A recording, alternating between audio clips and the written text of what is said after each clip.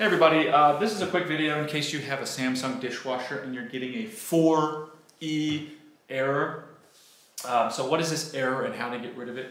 So the 4E error is basically the error that the machine shows when it's unable to get water inside the machine. So you start the cycle and it tries to get water inside the machine, and depending on the water flow it takes more or less time to get the water in. But if after 6 minutes it hasn't been able to get the water that it needs inside the machine, it'll give you this error.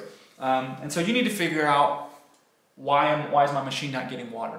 So starting from the very most simple thing is to come in behind and just make sure the water valve that sends water to the machine is all the way to the left, all the way open.